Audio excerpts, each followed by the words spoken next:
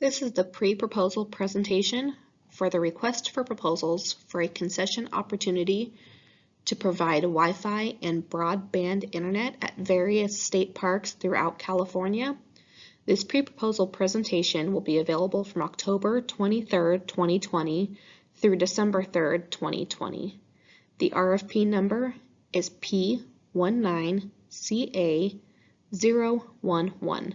If you search this number on Cal eProcure under bids as the event name, you'll be able to pull up the RFP itself, the sample contract, and what we call a DPR 398 concessionaire proposal form, which will help you complete the proposal for this request for proposal opportunity. Pre-proposal presentation agenda. We will do introductions, concessions program overview, park overview, RFP process and timeline, RFP requirements, next steps, and then the Q&A. Introductions. My name is Kelly Weigel. I am a concession specialist within the Partnerships Division. This phone number listed is our main office phone number, and it can be referred out to who it needs to get to. If you need my email address, it is provided within the RFP, and that is the best way to get a hold of me. The objectives of the pre-proposal meeting: provide an overview of the concession opportunity and review the proposal process and requirements. Concession program overview. We partner with private and public sector entities to provide goods, services, and experiences within state parks. Our office develops and administers over 200 contracts throughout California. The authorities that give us the opportunity to put these concessions out to bid is Public Resource Code 508003, 508005, and 508023. The purpose of our concessions are to enhance visitor experiences and are not meant to be an attraction unto themselves. Park overview and concession performance. This opportunity has a mandatory requirement of the proposer operating at 113 park units throughout California. There is an option to operate at an additional 101 park units if the proposer wishes to include those park units within their proposal plans. And currently, we do not plan on installing Wi-Fi or broadband internet at 66 park units. The specifics on each of these park units is listed in Exhibit A of the sample contract. RFP process and timeline. There are 5 phases to our RFP development. It typically takes 6 to 9 months for us to complete from pre-planning all the way through contract execution, but at times it can take longer. It really depends on the specifics to the RFP itself and how detailed and intricate it is. Phase 1 is pre-planning. This is when the park districts reach out to the concessions program and ask for our assistance in putting together these RFPs. Phase 2 is when we plan the concession. If it's a very broad RFP and the district doesn't know exactly what they want, for example, if it's a camp store, but they aren't sure what's needed in that area, we'll do a public input meeting, which allows public and prospective concessionaires to provide input on what they would like to see in that space, and that helps us build the scope of the RFP. Phase 3 is project review and approval. This is when we send a notification to the State Park and Recreation Commission, notifying them that we are moving forward with the RFP process for this specific concession opportunity. Depending on dollar thresholds and investments, we may also have to notify the Joint Legislative Budget Committee of our prospective RFP. Phase 4 is where we're currently at. This is where we develop the RFP and it goes through rounds of approval and review at headquarters for California State Parks. Then we advertise the RFP. We receive proposals. We review those proposals and score them. And then we move into Phase 5 where we award the contract and execute it. RFP process and timeline continued. This is our tentative timeline for this RFP. The bid opportunity opens today, October 23rd, 2020. The pre-proposal presentation they are currently viewing will be available online from October 23rd, 2020 through December 3rd, 2020. We require all proposers to submit a letter of intent, which is listed in the RFP, and that is due by November 3rd, 2020. This is also the date when any questions are due. If the proposers have questions about this RFP and would like clarification, they have to be submitted in writing by close of business November 3rd, 2020. The preference for sending those is through email. That is the best way to get them to us, and my email address is listed later in this presentation, as well as in the RFP multiple times. Any answers that we provide for the questions that are submitted will be sent through Cal eProcure in this advertisement opportunity in an errata by November 10th, 2020. All proposals are due no later than 2 p.m. on December 3rd, 2020. Any proposals that are submitted after that time frame and date will not be reviewed. It is our goal to send out a notice of intent to award to proposers by the end of January 2021. Upon the date of that notification, the intent to award begins a 10-day period for the proposers to submit an official award protest. Instructions on how to do that are included in the RFP. It's our goal to have this contract fully executed by the end of February 2021. The request for proposal requirements are broken into 3 sections. Section 1 is project summary, Section 2 is the RFP process, and Section 3 is the proposal itself, followed by a sample contract. RFP Section 1, Project Summary. Goals and objectives. Our goal is that every concession aligns with the California State Park mission. The objectives of this RFP is to award a 10-year contract to develop and operate statewide Wi-Fi and broadband internet concession at the parks that are listed in Exhibit A of the sample contract. Here is a video that is provided by our IT department with more information on this concession opportunity. Vendor's approach to a statewide Wi-Fi broadband RFP. Provide an implementation approach for a statewide Wi-Fi broadband internet service that shall have minimal impact to existing park operations and visitors.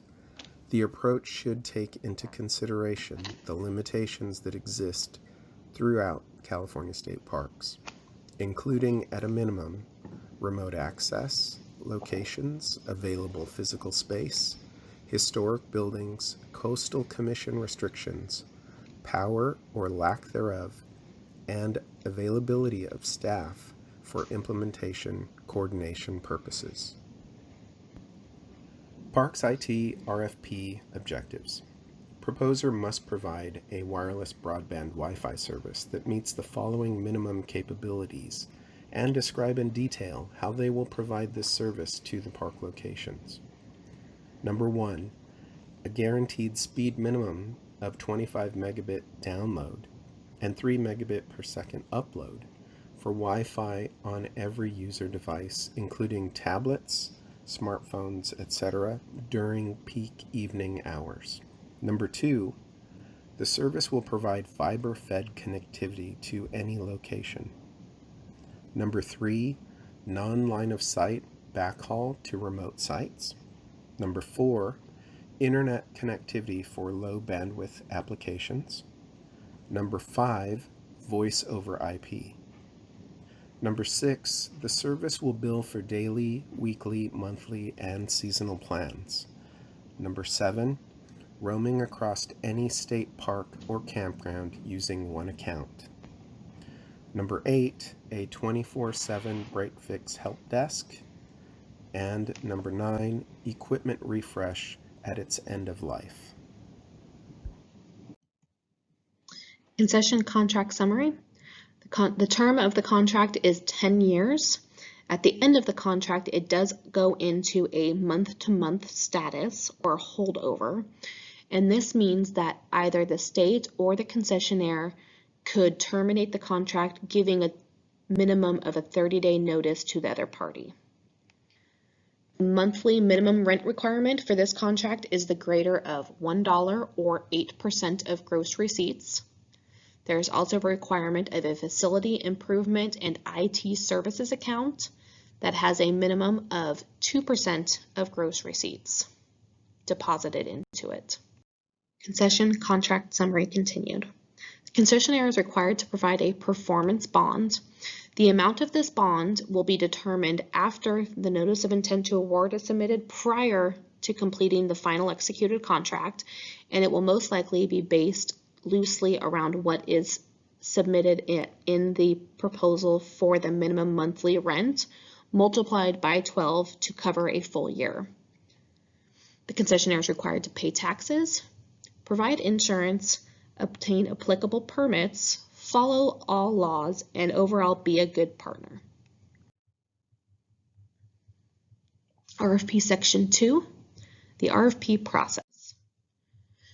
2.1 is the proposal process. We've already gone over the tentative proposal dates, the letter of intent to bid, and any questions that the proposers have must be submitted in writing no later than close of business on November 3rd.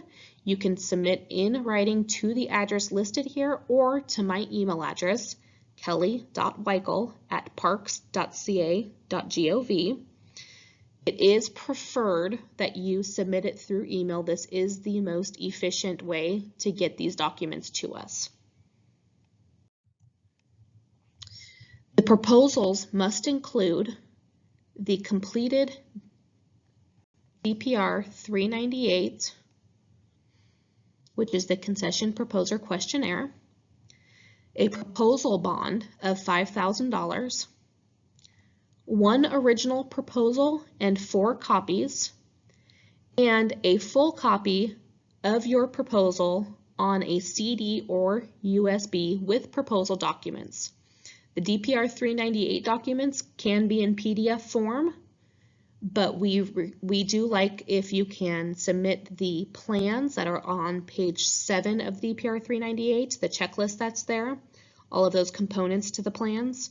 If those can be submitted in Microsoft Word or something comparable, if you are selected as the winning proposal, it makes it easiest for us to then take that document and combine it into the final contract for your plans. All proposals must be submitted to the address listed here and must be hard copy with that CD, USB, and other requirements listed. All proposals are due no later than 2 p.m. on December 3rd, 2020. A side note, proposals do become the property of the state. If there is any copyrighted, proprietary, or other confidential information within your proposal, it must be denoted on each individual page so that way the information stays protected. Evaluation process. We verify the proposal completeness and information. We do a credit check and reference checks. We seek clarification with you if needed. We evaluate proposals in accordance with the RFP, and then we convene an award board. The director appoints board members with relevant expertise. Upon the completion of the award board process, we submit a notice of intent to award to all proposers, notifying them of who we have selected as the best proposer. The date of the notice of intent to award starts a 10-day period where the proposers can formally protest the award. Instructions on how to protest the award are listed in the RFP. After this 10-day period is over and there are no protests, then we move forward with awarding the contract. Contract execution. We prepare a final contract for department review. We present the contract to the concessionaire for signature, and at that time we collect the performance bond, insurance, and any other required documents that have to go to control agencies. Side note, concessionaire must sign the contract within 30 days of receipt, or the state may treat it as refusal to execute the contract, and we will collect on your proposal bond. Next, we obtain the director's signature. Then we send the final contract to the control agencies, which is the Attorney General's Office and Department of General Services. Upon receiving their approval, the contract is fully executed. RFP Section 3, the proposal.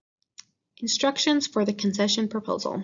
The DPR 398 concession proposer questionnaire must be complete and unambiguous. Section 1 is proposer information. Subsection A, proposer identification. This is who you are and how we get a hold of you. Subsection B, business information. What type of business entity are you? Please make sure that whichever business type you select, you complete each question asked and provide additional pages or information, certificates, etc. if needed. Subsection C, individual information. This is information about the proposer or the CEO or other specific people listed and required, and questions about past. Make sure you sign this page at the bottom. D, business references. Please provide business references as required. If you have had a concession within California State Parks in the last 5 years, you must include a California State Park reference. Section 2, proposal information. Subsection A is the rental offer.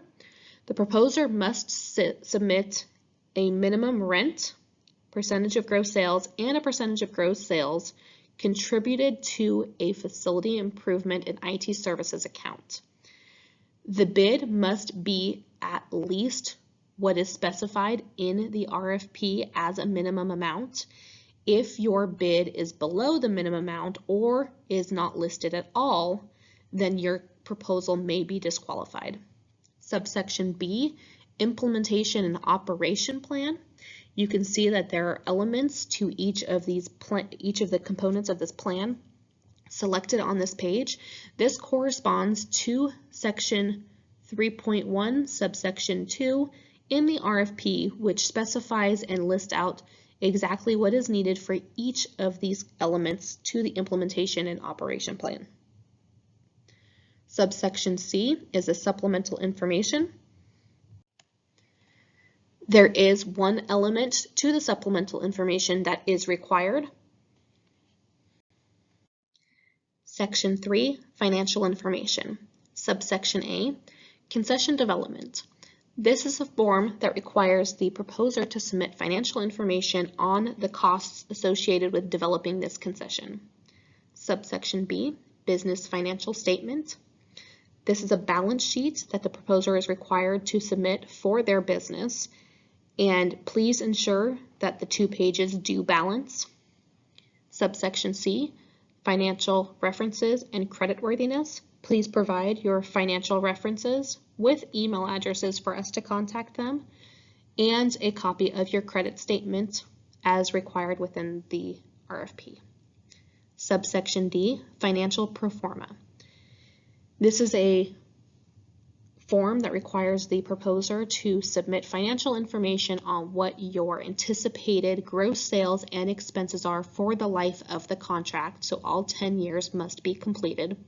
If the proposer has an anticipated gross annual revenue of over $250,000, they must have a CPA, complete the pro forma, and provide their certification with the pro forma.